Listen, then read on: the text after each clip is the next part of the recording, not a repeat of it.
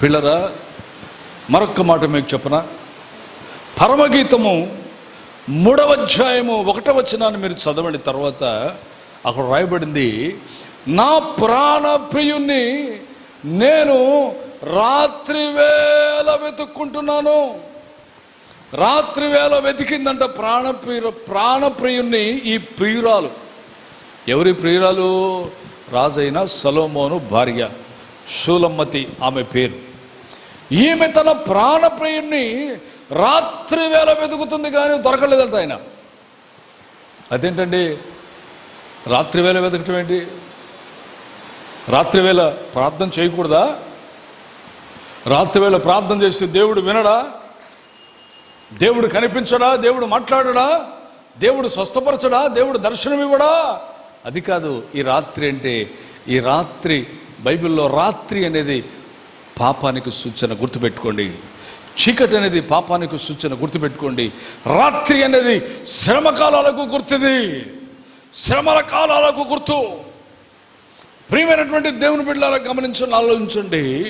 ఆమె రాత్రి వేళ పరుంది, పాపములు జీవిస్తూ, పాపపు కార్యాలు చేస్తూ, పాపపు తలంపులు చేస్తూ, దేవుని వాక్యానుసారంగా జీవించకుండా రాత్రి కాదు కదా, పగలు కాదు కదా, 40 రోజులు ఉపవాసం కాదు కదా, నువ్వు మనం ఎన్ని రోజులు దేవుని పాదాలు పట్టుకొని పీకులాడినా పాకులాడినా ఏది కూడా ఆయన దగ్గర నుంచి మనం పొందలేం.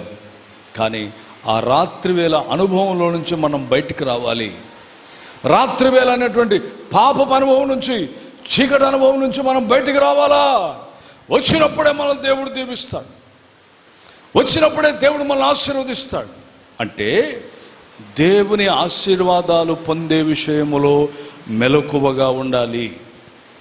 ఒకటి, ప్రార్థనలో మెలకువగా ఉండాలి గొప్ప కార్యాలు చూడాలంటే.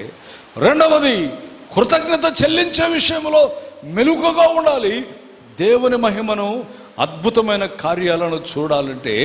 మూడవది, దేవుని ఆశీర్వాదాలు పొందే విషయంలో మెలకువగా ఉండాలి. అంటే అర్థం ఏంటంటే, కొంచెం పరమగీతంలో మీరు ముందుకు వెళ్ళండి. 5వ అధ్యాయము 2వ వచనం దగ్గరకు వస్తే అక్కడ దేవుని వాక్యం రాయబడుతుంది. ఏం రాయబడుతుంది అంటే, పిల్లరా, నేను నిద్రించుచున్నాను కానీ, నేను నిద్రపోతున్నాను కానీ నా మనస్సు మేలుకొని ఉన్నది. స్తోత్రం చెప్పండి గట్టిగా, హల్లెలూయా, హల్లెలూయా. ఎప్పుడైనా కోడిని చూసారా మీరు? కోడి నిద్రపోయేటప్పుడు చూసారా? కోడిని చూడండి ఒకసారి. కోడి నిద్రపోయేటప్పుడు చూడండి, అప్పుడే నిద్రపోయినట్టు ఉంటుంది, కళ్ళు తెరిచి చూస్తూ ఉంటుంది. మన ఇంట్లో ముసళ్ళు ఉంటారు, ముసలోళ్ళని చూసారా? మీ ఇంట్లో ముసళ్ళు ఉంటారు కదా, వాళ్ళు పడుకోరు, మిమ్మల్ని పడుకోనివ్వరు. వాళ్ళు తినరు, మిమ్మల్ని తిన్నీరు.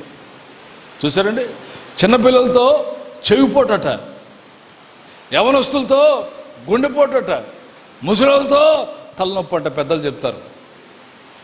ముసలిళ్ళకి మీరు బాగా అన్నం పెట్టి మంచి కూర చేసి పెట్టండి, కొడుకు రాకనే ఏం పెట్టలేదురా లోపలి, నీ భార్య నాకేం పెట్టలేదురా అంటది.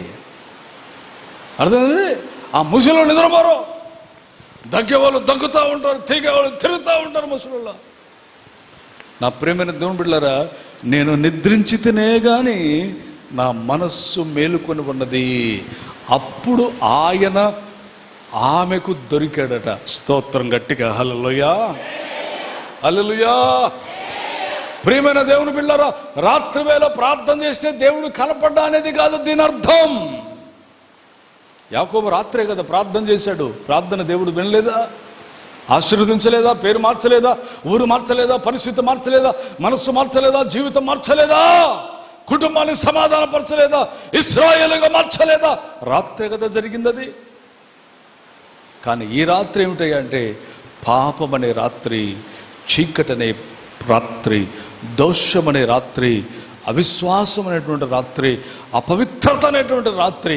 ఈ రాత్రి అనుభవం నుంచి మనం బయటికి వెంటనే రావాలని, దేవుడు ఆశీర్వదించేటువంటి సమయంలో మెలకువగా ఉండాలని దేవుడు ఈ రోజున మనతో మాట్లాడుతూ వస్తున్నాడు. దేవునికి స్తోత్రం కలుగును గాక. హల్లెలూయా. చెప్పండి చేతులెత్తి, హల్లెలూయా. అంటే మనం ప్రార్థన చేసి నిద్రపోతున్నా మన మనసు ఎక్కడ ఉండాలి? మన మనస్సు మేలుకొని ఉండాలి. ఉద్యోగం కొరకు ఎవరో ప్రార్థన చేశారు, ప్రార్థన చేసి మెలకువగా ఉండాలి, ఆత్మలో మెలకువగా ఉండాలి. నువ్వు గొరకెడుతున్నా, శరీరం నుంచి గొరక బయటకు వస్తున్నా,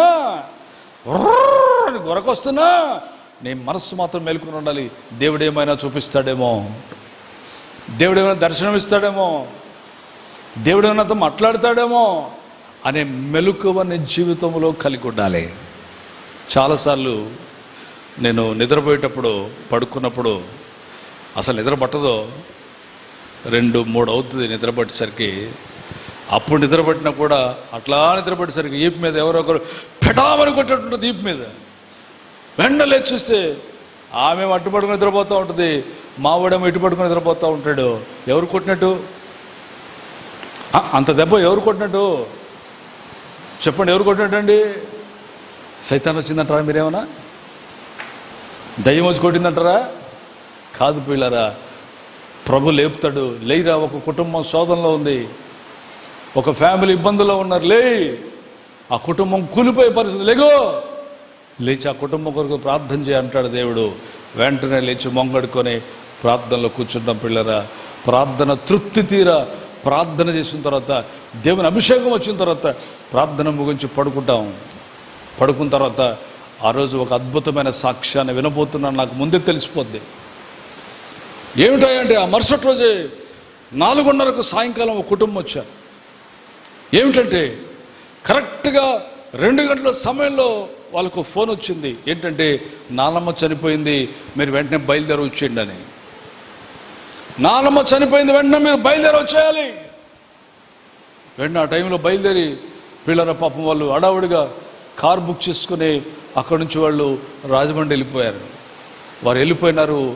వీళ్ళని గమనించాలి, ఉదయం సరిగ్గా 10:30-11 సమయంలో వాళ్ళ ఇల్లు స్లాబ్తో పాటు అలా కూలిపోయింది. దేవుడు వారి ప్రాణాలు కాపాడాడు. నా దేవుడు స్తోత్రం, హల్లెలూయా. ప్రార్థనలో నువ్వు మెలకువగా ఉంటే దేవుడు నీతో మాట్లాడతాడు. నీకోసమే కాదు, నువ్వు ప్రేమించే వాళ్ళ కోసం, నువ్వు ప్రార్థించే వాళ్ళ కోసం, నీ క్షేమం కోరుకునే వారి కోసం, నువ్వు ఎన్నిసార్లు సువార్త చెప్పినా వినని వారి కోసం దేవుడు ఏం చేయాలో ఆ టైంలో నీకు నేర్పిస్తాడు, తెలుపుతాడు. ఆ టైంలో లేచి వారి కొరకు విజ్ఞాపన ప్రార్థన చేస్తే దేవుడు నీ ద్వారా వారిని కాపాడుతాడు, రక్షిస్తాడు, నడిపిస్తాడు. పిల్లలు గమనించాలి, యాకోబు ఒక్కడే ఆ రేవు దగ్గర, యబ్బోకు రేవు దగ్గర పడుకొని నిద్రపోతున్నాడు. పిల్లరా, దేవుడు ఆయన దగ్గరికి వచ్చాడు. ఎందుకని? యాకోబు కష్టం రాగానే మామగారింటికి పారిపోయాడు. అక్కడ మోసపోయి అక్కడి నుంచి పారిపోయాడు. ఎవరో చెప్పారు, యాకోబు మీ అన్న వచ్చి అత్తన్నాడు, కత్తులు పట్టుకొని, కటార్లు పట్టుకొని, డాళ్ళు పట్టుకొని, బల్లాలు పట్టుకొని, ఓ మనుషులు వేసుకొస్తున్నాడు, దొరికావా ముక్కలు చేసేస్తాను నిన్ను అనగానే భయపడిపోయి ఊరు వదిలేసి అరణ్యాల వెంట వెళ్తున్నాడు. మంచుకు తడిశాడు, ఎండకు ఎండాడు, వర్షానికి భయంకరమైనటువంటి పరిస్థితి అనుభవించి ఒక రేవు దగ్గర ఒక రాయి తెచ్చుకొని తలగడగా పెట్టుకొని పడుకున్నాడు. ఆ రాత్రి ఆయన భయంతో పడుకున్న సమయాన దేవుడు యాకోబును దర్శించాడు. దేవునికి స్తోత్రం కలుగునుగాక, హల్లెలూయా. అదేవిధంగా దేవుడు నిన్ను దర్శిస్తే నువ్వు లెక్కలవా? అదేంటండి, మన ఇంట్లో వాళ్ళు 10 సార్లు లేపితేనే లేరు కదా. ఫోన్ వచ్చింది అంటే లేచిపోతారు, కానీ లేకు ప్రార్థన చేయంటే నువ్వు చేసుకో నాతో పని నీకు నాకు చెప్తా అంటే నాకు తెలియదట్టే, నేను చేసుకుంటావు చేసుకో అటు చాలామంది కదా. వీళ్ళరా, ఓ తల్లి వాళ్ళ అబ్బాయికి చెప్పేదట, రేయ్ ప్రార్థన చేసుకోరా, అందరు ఎలా ఉన్నారా, ఏట్రా ఇలా తయారైపోయావు అంటే వాళ్ళమ్మ అలాగనిందని వాళ్ళమ్మని కత్తి పొడిచేసాడు. కత్తి పొడిస్తే వాళ్ళ మేనమామలు వచ్చి నీకు కొట్టారు. రేయ్ మా చెల్లినే నువ్వు పొడుస్తావురా, నువ్వు మనిషి పట్టరా నువ్వు అని అనగానే మళ్ళీ వాళ్ళ ఊర్లోకి వెళ్ళి ఆలం పొడిస్తాడు. అంత దుర్మార్గుడు పిల్లరా, అంత మూర్ఖుడు పిల్లరా. వాళ్ళు ఎందుకు ఇచ్చారు? ఆ కేసు నాకు తెచ్చిచ్చారు. అయ్యా మీరే సాల్వ్ చేయండి అని. అమ్మ నేను సాల్వ్ చేసేది ఏంటి తల్లి? తల్లినే పొడిచాడు నన్ను పొడవడా? అమ్మ నేను ప్రార్థన చేస్తాను, కానీ నేను ప్రార్థన చేస్తున్నట్టు మాత్రం మీ ఓడి చెప్పండి అన్నారు. అలా మాట్లాడుతున్నాడు. వచ్చేసాడు. నాకు కాళ్ళు కడగడ అడిపోయి, ఎందుకంటే వీళ్ళు చెప్పారు కదా, రియల్గా చెప్పారు కదా, అలా మాట్లాడుతున్నారు. వాళ్ళు వచ్చి ఆడొచ్చేసాడు. అయ్యి బాబు ఏంట్రా బాబు వచ్చాడు అనుకున్నాను.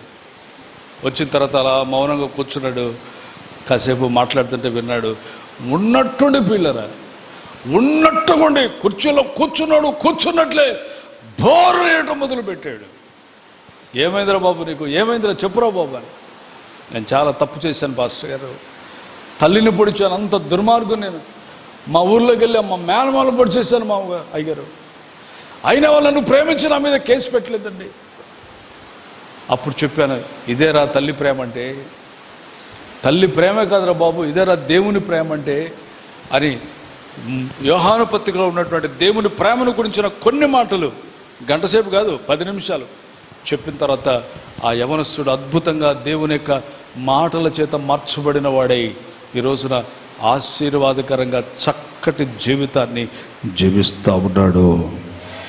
దేవుని నామానికి స్తోత్రం కలుగునుగాక. యాకోబు నిద్రపోతున్నాడు కానీ మనస్సు మేలుకొనుంది కాబట్టి ఆయన రాగానే పట్టేశాడు, కాళ్ళు పట్టేశాడు, వదలట్లా. తెల్లారుతుంది, ఒరే బాబు వదలరా అంటాడు దేవుడు. ఒరే వదలరా బాబు, నేను వదలను, నీవు నన్ను ఆశీర్వదిస్తే కానీ నేను నిన్ను విడిచిపెట్టను అంటాడు. ఒరే బాబు ఆశీర్వదిస్తానని విడిచిపెట్టు. ఎప్పుడైతే దేవుడు యాకోబును ఆశీర్వదిస్తానని పేరడిగి పరీక్షించిన తరువాత అప్పుడు యాకోబు యేసయ్య దేవుని పాదాలు విడిచిపెట్టాడు. అప్పుడు యేసుప్రభు అన్నాడు, ప్రభు అన్నాడు, దేవుడు అన్నాడు, పిల్లరా ఈరోజు నుంచి నీ పేరు యాకోబు కాదు, నీ పేరు ఈరోజు నుంచి ఇశ్రాయేలు. ఇశ్రాయేలు అంటే అర్థం ఏంటి? దేవుని కుమారుడు. స్తోత్రం గట్టిగా హల్లెలూయా, హల్లెలూయా. పిల్లరా ఎంతటి మోసగాడు పిల్లరా. ఈరోజు ఏమయ్యాడు? ఇశ్రాయేలు దేశానికి ఆయన పేరు పెట్టేంతగా దేవుడు అతన్ని ఆశీర్వదించాడు. అంతేకాదు తన చీకటి బ్రతుకంతా తొలగిపోయింది, చీకటి జీవితం అంతా మారిపోయింది. ఆదికాండం 32వ అధ్యాయము 30వ వచనం చదవండి. యాకోబు జీవితంలో సూర్యుడు ఉదయించెను అని రాయబడుతుంది. సూర్యుడు ఉదయించెను అని రాయబడుతుంది.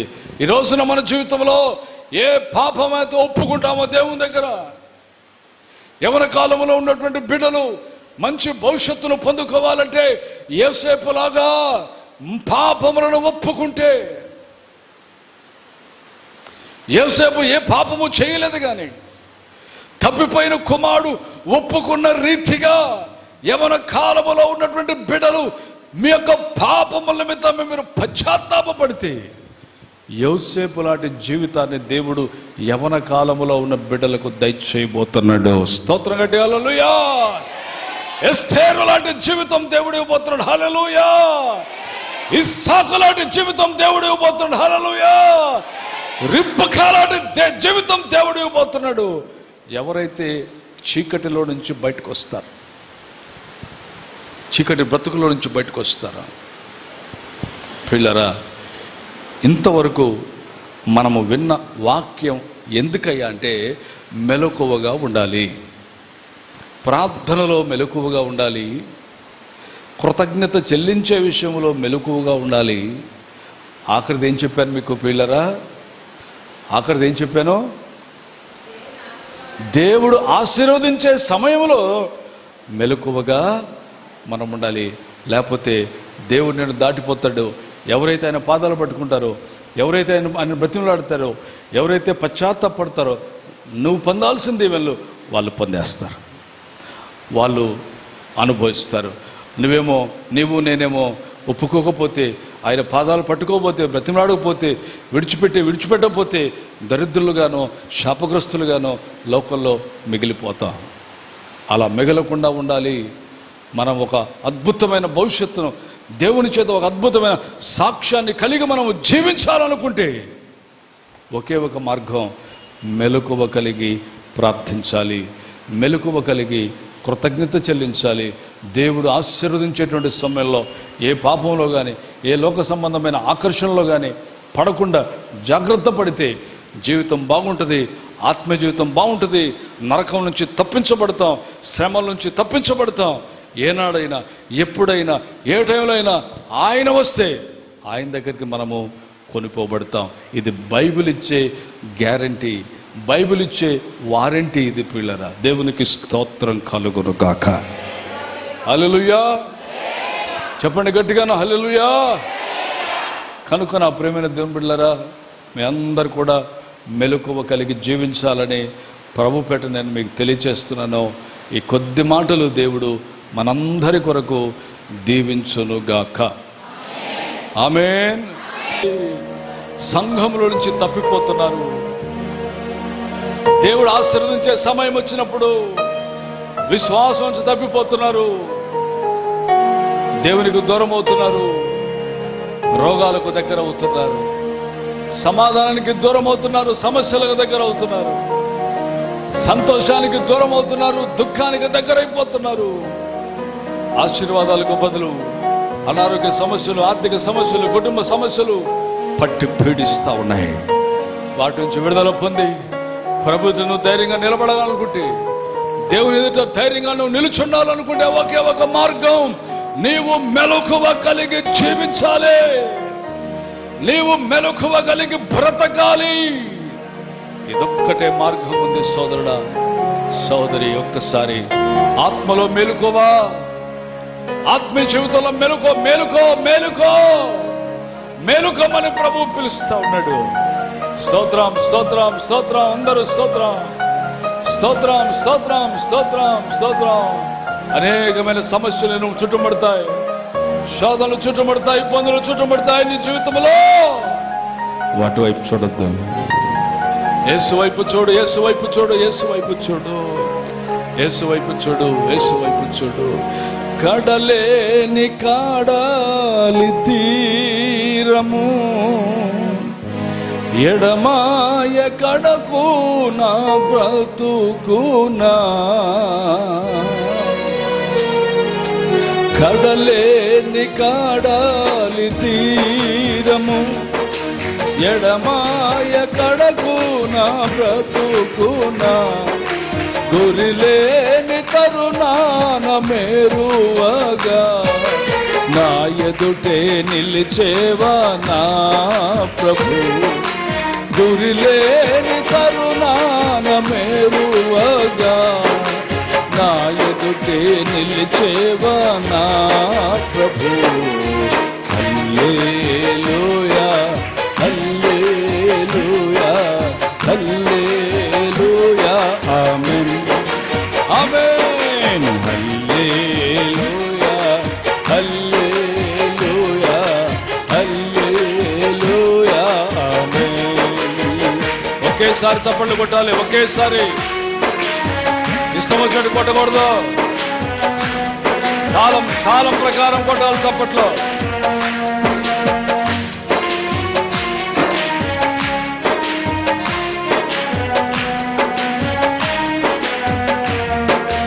హల్లెలూయా, హల్లెలూయా, హల్లెలూయా. ఆమేన్, ఆమేన్, ఆమేన్. హల్లెలూయా, హల్లెలూయా, హల్లెలూయా. ఆమేన్. నేను వెళ్ళే మార్గము నా యేసుకే తెలియను. నేను వెళ్ళే మార్గము నా యేసుకే తెలియను. శోధించబడిన మీదట నేను సువర్ణమై మారెదను. శోధించబడిన మీదట నేను సువర్ణమై మారెదను. హల్లెలూయా. అందరూ కలిసి పాడదాం. హల్లెలూయా. ఆమేన్, ఆమేన్, ఆమేన్. హల్లెలూయా, హల్లెలూయా, హల్లెలూయా. ఆమేన్. అందరూ గట్టిగా హల్లెలూయా, హల్లెలూయా, హల్లెలూయా. ఆమేన్. హల్లెలూయా, హల్లెలూయా, హల్లెలూయా.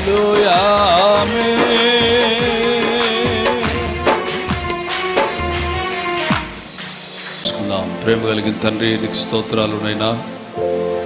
ఇంతవరకు మేము ఏ విషయాల్లో మెలకువ కలిగి జీవించాలి, ప్రార్థనలో మెలకువ కలిగి ఉండాలని, కృతజ్ఞత చెల్లించే విషయంలో క్రియలు కలిగిన మెలకువ ఉండాలని, అలాగే ప్రభువా మీ చేత మేము ఆశీర్వదించబడిన వారమై ఉంటున్నాం, ఆశీర్వాదాలు పొందవలసిన వారమై ఉంటున్నాం కనుక ఆ ఆశీర్వాదాలు మేము పొందటానికి, మేము మెలకువ కలిగి జీవించడానికి సహాయం చేయండి.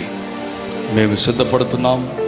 మా కుటుంబాలు, మా సంఘాన్ని, మా స్నేహితులను, రక్త సంబంధులని, ఇరుగు పొరుగు వారిని, ఆత్మీయులను సిద్ధపరచుకోవడానికి సహాయం చేయమని, అలాంటి ఆత్మశక్తి మా అందరికీ దయచేయమని అడుగుచున్నాం. కుడి వచ్చిన మీ బిడ్డలందరినీ ఆశీర్వదించండి. వారి యొక్క ఆత్మీయ జీవితాన్ని, కుటుంబాన్ని, బిడ్డలను, వారి ఆరోగ్యాన్ని, వారి చదువులను, వారి వ్యాపారములను, ఉద్యోగములను, చేతి పనులను, సమస్తాన్ని మీరు దీవించి ఆశీర్వదించమని ప్రార్థన చేస్తున్నాం. ప్రతి విధమైన సమస్యల నుంచి విడిపించి గొప్ప కార్యాలు జరిగించి దివ్యనామానికి మహిమ తెచ్చుకోమని యేసు నామములో అడుగుచున్నాం తండ్రి. తండ్రి, కుమార, పరిశుద్ధాత్మ త్రియేక దేవుని సన్నిధి సదా తోడై ఉండి నడిపించునుగాక. ఆమేన్, ఆమేన్, ఆమేన్.